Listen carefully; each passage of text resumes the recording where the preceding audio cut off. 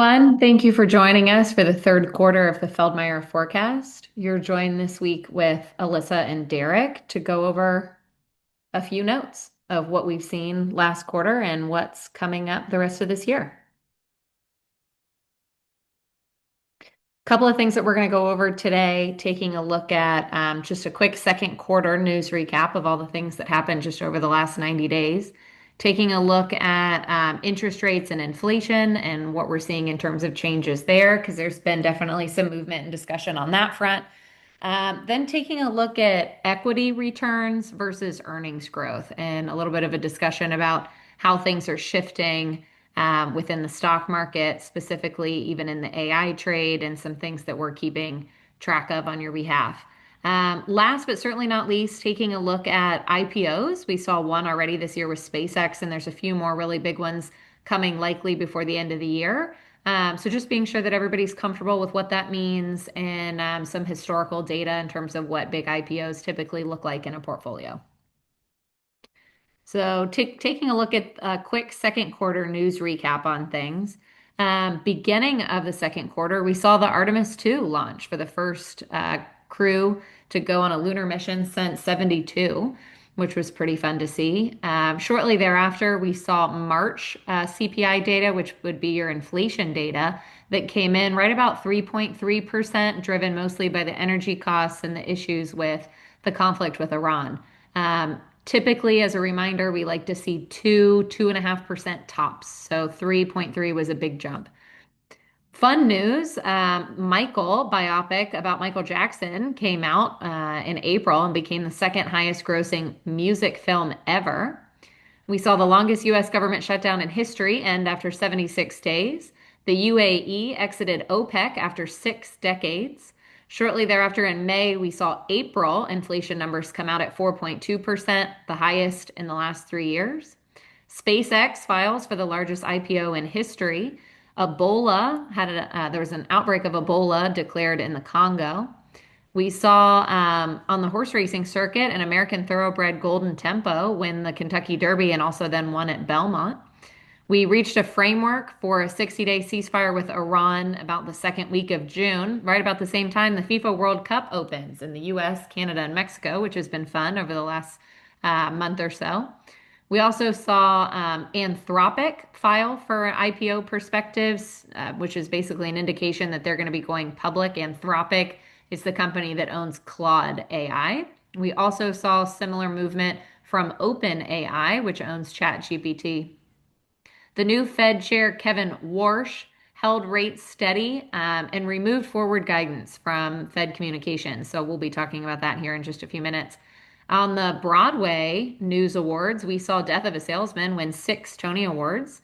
And then right here at the very end of the quarter, Wimbledon began. And at the French Open, we saw Russian teenager Mira Andreeva win her first Grand Slam title.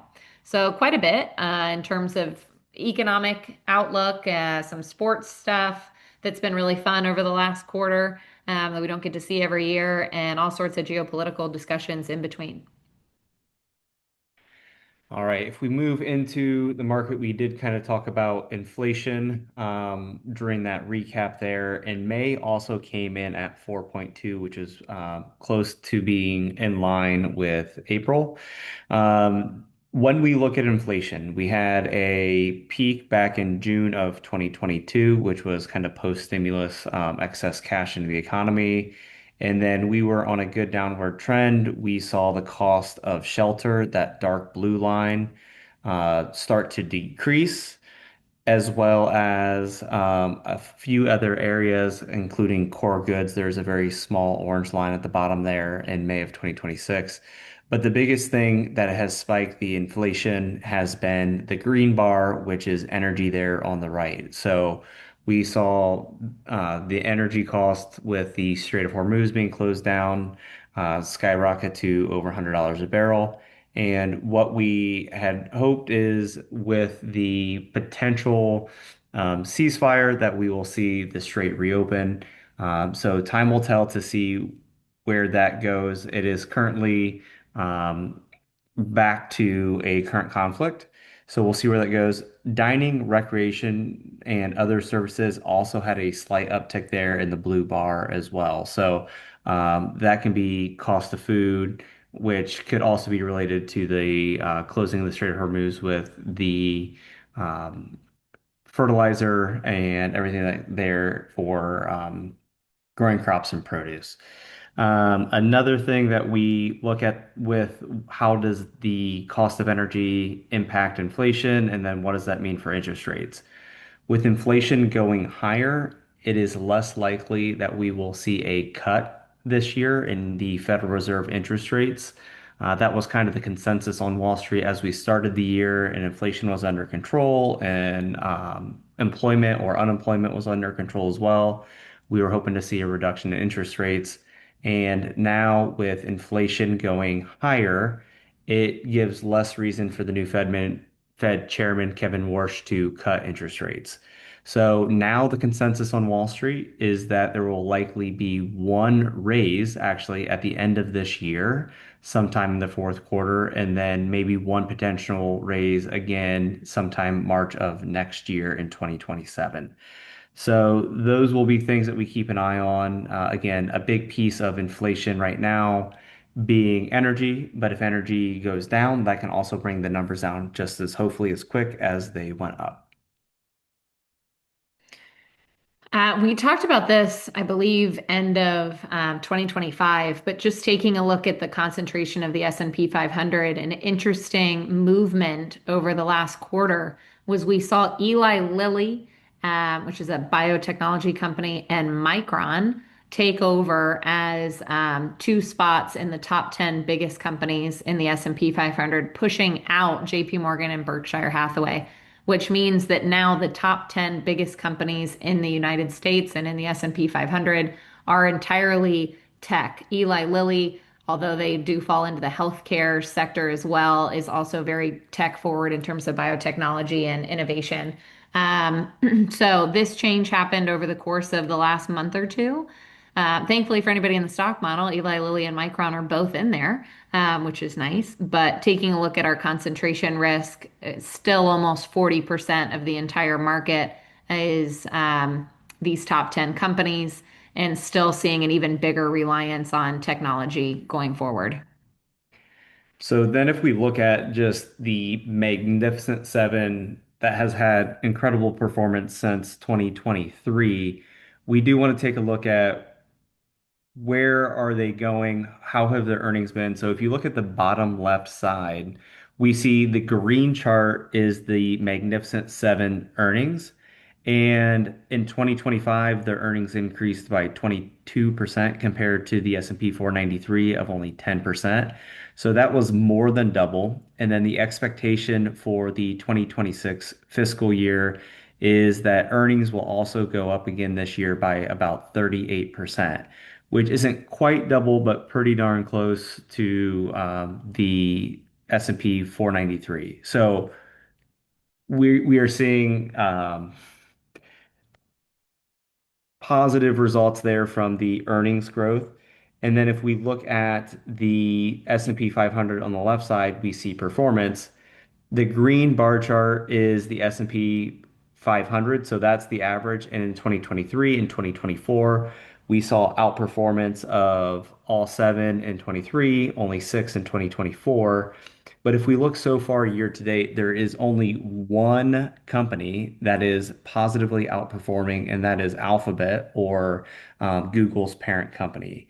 So while we see earnings growth, it is no longer being rewarded the way that it was. So we want to look at it a little bit deeper to see who is going up in value and how to break down um, where we think that's going to be rewarded. Mhm. Mhm. If we look a little bit more specifically about the AI industry, backing up and taking a look at this year as a whole, we have been saying since the beginning that midterm election years are historically the most volatile year in a four-year presidential term, and that has continued to reign true this year. We've seen a fair amount of volatility that came from not only the issues with Iran and the energy issues that everybody's pretty comfortable with, But we also had continued drag on the economy from the tariffs that have been put into place that would have really shown a little bit more thoroughly this year. But it has all been, for the most part, counteracted by the AI performance and the AI trade, which has held up so much of the S&P 500 this year. Um, Taking a look at a little bit of a breakdown in the AI trade, when we look at just strictly performance and we break down the AI industry into about five sectors, we've got the hyperscalers, which is going to be the big companies that you're used to seeing, a lot of those Mag 7 names. Then we've got the semiconductors, hardware, power, and software are really going to be your five big components. Also, taking a look at what percentage of the S&P those cover, 51.5% of the entire S&P is made up by companies that are associated with the AI trade. So it's a pretty substantial amount. When we look at performance, though, we'll see that where we're lagging behind this year, and these bars are performance 2023, 24, 25, and 26. And what we see so far this year is the hyperscalers, the big companies, are massively underperforming. As a matter of fact, they're down about 5% for the year, as we just took a look at. What we're also seeing is a huge sell off in software. Software is down about 20% so far this year. So even within the AI trade itself, there's only three sections of the AI trade that are actually performing well this year.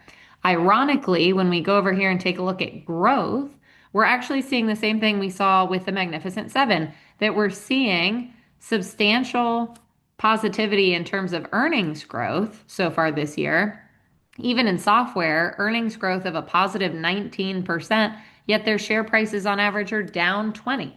So some of this not only has to do with fundamentals in terms of what's financially sound, but also has a fair amount now to do with consumer sentiment, which is where we're seeing some of those lagging Magnificent Seven names, where the consumer sentiment is starting to want to see an even bigger payoff for the mass investment that has gone into the AI trade so far this year. So, where we're seeing more success is really the picks and shovels of the AI industry. So, we're seeing semiconductors, hardware, and power really be where those returns are coming from. And you will notice from a fair amount of the trades that were made this quarter, a lot of those, whether you're in mutual funds, ETFs, or individual stocks, that's where a lot of this transition has come from, and where a lot of those changes went.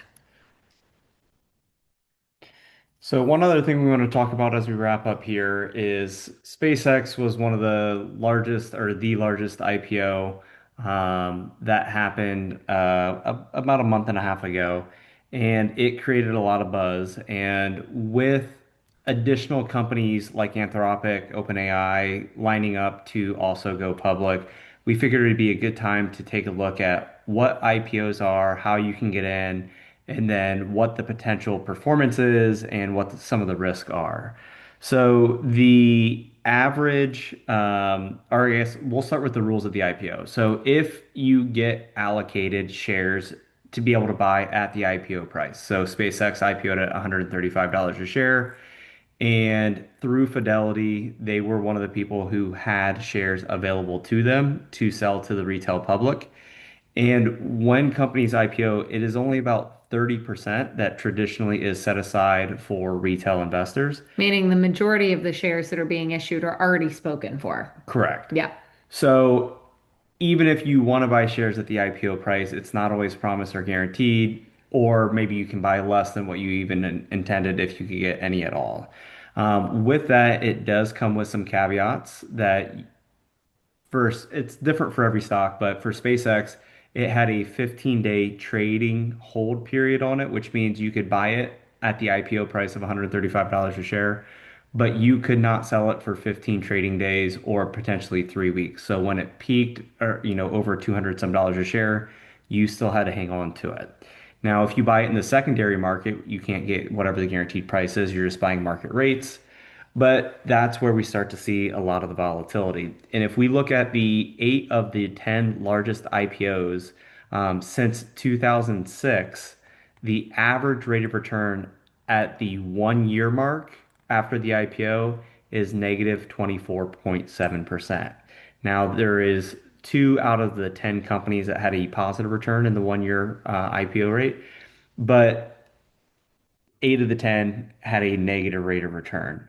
So Pretty substantial yeah. negative rate of return. The other thing to note as well in terms of the logistics, we did have a few clients that were very interested in trying to be part of the SpaceX IPO, kind of regardless of some of those holding requirements and the volatility possibility. Just because we put in a request to include someone in the IPO does not mean that you will actually get allocated shares. It's a lottery. So some people were allocated shares, some weren't, some only got, a smaller portion than they initially intended to purchase. So just a little bit of an idea in terms of the background on that. One other chart that just looks a little bit different. If you go out to the 20 largest companies since 2006, what you will see is every publicly traded company since the IPO had some sort of drawdown in the first year. The average top number to bottom number, peak to trough pullback in the stock price was over 61%. So it is a very, very volatile, wild ride on IPOs. Now, these are some really good quality companies. Some have been around for a very long time. But even Facebook or Meta on the bottom column there dropped over 50% in the first year. It took a while for it to gain traction and go back up to where it is today. So when we look at IPOs, they're not for everybody. They're not for the faint of heart. And sometimes the risk just doesn't outweigh the potential reward when you look at the first year numbers. Um, Anything you want to add to that? No, just we're keeping an eye on it, and it's not something that we're recommending at this point in time, but it is something that we're monitoring and on a case by case basis. If anybody wants to have a specific conversation about it, we're happy to go into more detail about it as each of these IPOs start coming to market. Especially as some of the bigger ones like Anthropic and OpenAI come up as well later in the year. Yep. So, key points to just keep in the back of your mind as we move forward throughout the rest of the year. The midterm elections are coming. It is going to create more volatility on a number of different fronts just because of the election itself. As a reminder, the market prefers gridlock. The best possible scenarios for market performance is when Congress is split and we can't get anything accomplished. So there's no changes that are coming. It's relatively easy to plan for because the changes are none. So regardless of how things go, there will be volatility no matter what the outcome is. We expect there to be a pop after the election just because now there's certainty one way or another, whether we have gridlock or more of what we've had, more of same. Either way, plannable, right? So that's typically what we expect to see. The energy issues with gas prices will continue to be a concern throughout the rest of this year as the conflict with Iran drags on. At the date of recording this, it is Monday, July 13th, and we're continuing to see daily changes in terms of what's going on there. Although, with all of this going on, economists, every single one that we have talked to or their proxies that call on us are still widely optimistic about market returns for the end of the year, expecting the end of the year to finish higher than we are today. We're also going to be keeping an eye on the Federal Reserve and the potential for increased interest rates for anybody in any of the bond or high yield models and how that affects those models. We'll be keeping an eye on that and making adjustments as needed. And just a reminder, IPOs are a major gamble, but we'll continue to evaluate them as they come along. All right, we have some fun upcoming events. I am hosting a webinar on Medicare on Wednesday, August 19th. I know this is going to be something that is very specific if you are in a very limited age range, but every year we get a good handful of clients that come into that, maybe a dozen or so, and it is one of our most positive feedback events that we have. So we continue to do that every year. And that will be recorded and will be on the website if anybody can't make it live. That is correct. Yep. Yep. And then we are having, with it being the political election year, we are bringing in Frank Kelly from DWS to do a dinner seminar at Benham's Grove on Wednesday, September 23rd. Frank has a very impressive background. He has worked for numerous presidents directly, starting back with Reagan.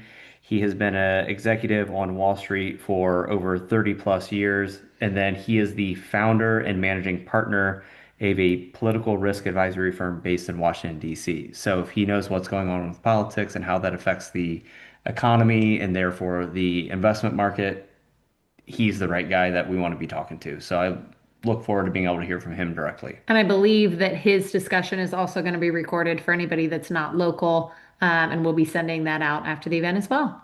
So, with that, thank you very much for joining us on our recap of start of the third quarter, halfway through the year, and we'll see how things go the rest of the year. Should be a fun ride, and we'll keep everybody updated on any changes as things go. So, thank you very much for everybody for listening. Feel free to get a hold of us with any questions.